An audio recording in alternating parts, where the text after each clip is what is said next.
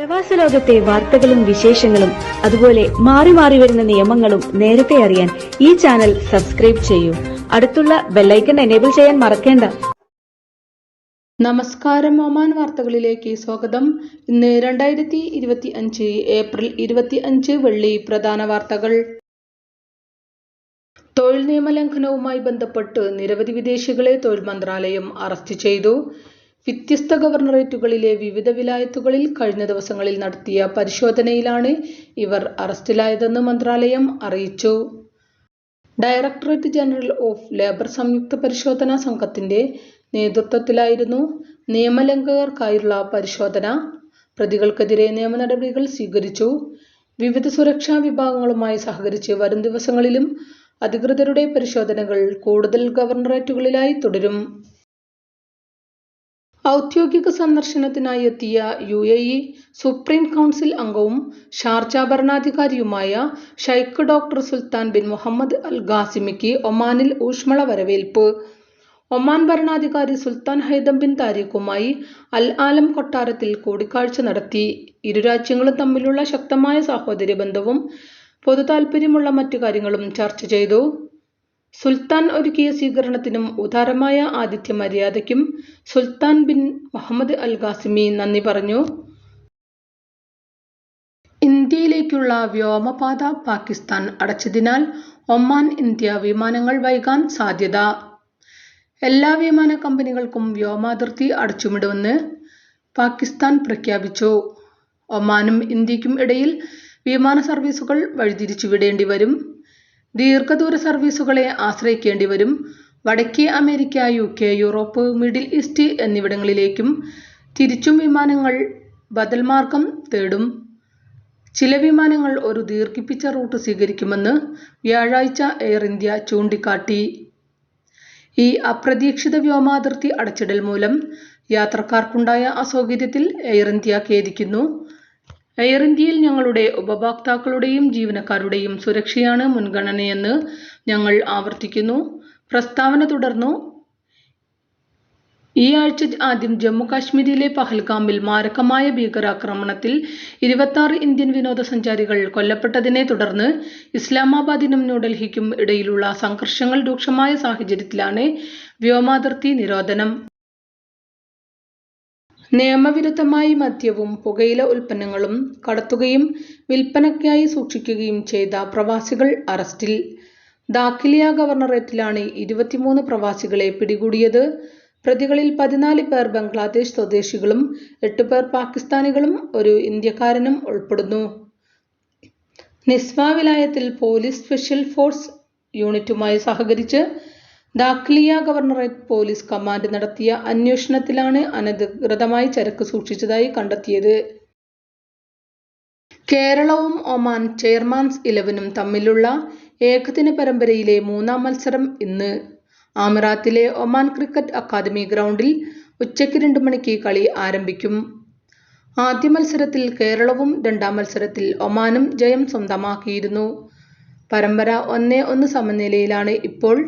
4 വിക്കറ്റിനായിരുന്നു കേരളത്തിന്റെ ആദ്യ വിജയമെങ്കിൽ 2-ാം മത്സരത്തിൽ 32 റൺസിന് ഒമാൻ ജയം പിടിച്ചെടുത്തു. ഇന്നത്തെ മത്സരത്തിന് മുന്നോടിയായി ഇന്നലെയും ഇരു ടീമുകളുടെയും താരങ്ങൾ പരിശീലനത്തിനിറങ്ങി. ഈ മാസം 27-നാണ് അടുത്ത മത്സരം. സ്റ്റേഡിയത്തിൽ കാണികൾക്ക് പ്രവേശനം സൗജന്യമാണ്. മുസന്തം കാർണിവലിന് തുടക്കം. ബുഖ വിലായത്തിലെ ഹിൽ ടൂറിസ്റ്റ് ബീച്ചിൽ വിവിധ വിനോദ പരിപാടികളോടെ ആരംഭിച്ച കാർണിവലിൽ ആദ്യ ദിനങ്ങളിൽ തന്നെ 100 കണക്കിന് സന്ദർശകരെത്തി. സ്വദേശികൾക്കും പ്രവാസികൾക്കും പുറമെ ഇതര ഗൾഫ് നാടുകളിൽ നിന്നും നിരവധി പേരാണ് ഉത്സവവേദിയിൽ എത്തുന്നത്. 5 ദിവസങ്ങളിലായി അരങ്ങേറുന്ന കാർണിവൽ വിവിധ സർക്കാർ സ്വകാര്യ മേഖലകളുമായി സഹകരിച്ച് മുസന്തം ഗവർണറേറ്റ് ആണ് സംഘടിപ്പിക്കുന്നത്. കാർണിവലിന്റെ 3-ാം എഡിഷനാണ് ഇത്തവണത്തേത്. ഇത്തവണ കുടുംബങ്ങളെയും കുട്ടികളെയും ആകർഷിക്കുന്ന ഒട്ടനവധി വിനോദ ആസ്വാദന പരിപാടികളാണ് കാർണിവലിന്റെ ഭാഗമായി അരങ്ങേറുന്നത്. മസ്കത്ത് അന്താരാഷ്ട്ര പുസ്തകമേളയുടെ 29ാമത് എഡിഷന് ഒമാൻ കൺവെൻഷൻ ആൻഡ് എക്സിബിഷൻ സെന്ററിൽ തുടക്കം. Sultan Qaboos university chancellor doctor Fahad bin Al Julanda Al സായിദിന്റെ കാർമ്മികത്വത്തിലായിരുന്നു ഉദ്ഘാടന ചടങ്ങുകൾ. സർഗവസന്തം മെയ് 3 വരെ തുടരും. വടക്കൻ ഷർക്കിയ ഗവർണറേറ്ററാണ് ഇത്തവണ അതിഥി ഗവർണറേറ്റ്. പുസ്തകമേളയിൽ ഷർക്കിയയുടെ സാംസ്കാരിക തനിമയും പൈതൃകവും അടയാളപ്പെടുത്തും.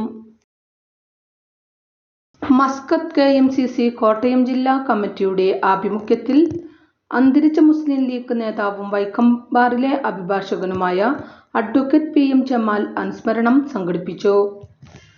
അദ്ദേഹത്തിന് വേണ്ടി പ്രത്യേക പ്രാർത്ഥനയും നടത്തി. KU മുഹമ്മദ് ഇസ്മായിൽ കങ്ങഴ അനുസ്മരണ പ്രഭാഷണം നടത്തി.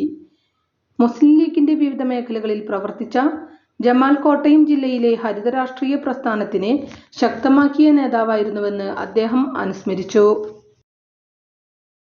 അന്തരിച്ച ഇൻകാസ് ഒമാൻ സെക്രട്ടറിയും സാമൂഹിക പ്രവർത്തകനുമായിരുന്ന റെജി ഇടിക്കുളയുടെ അനുസ്മരണം ഇൻകാസ് ഒമാൻ ദേശീയ കമ്മിറ്റിയുടെ നേതൃത്വത്തിൽ നടന്നു. യോഗത്തിൽ മതസാംസ്കാരിക സംഘടനാ പ്രതിനിധികളും പ്രമുഖരും പങ്കെടുത്തു. പ്രവാസ സമൂഹത്തിന് വലിയ നഷ്ടമാണ് റെജി ഇടിക്കുളയുടെ വിയോഗമെന്നും ഏതൊരാൾക്കും എന്താവശ്യത്തിനും എപ്പോൾ വേണമെങ്കിലും സമീപിക്കാവുന്ന ഒരു വ്യക്തിയായിരുന്നു അദ്ദേഹമെന്നും യോഗത്തിൽ അധ്യക്ഷത വഹിച്ച INCAS Oman working president Reji K. Thomas പറഞ്ഞു.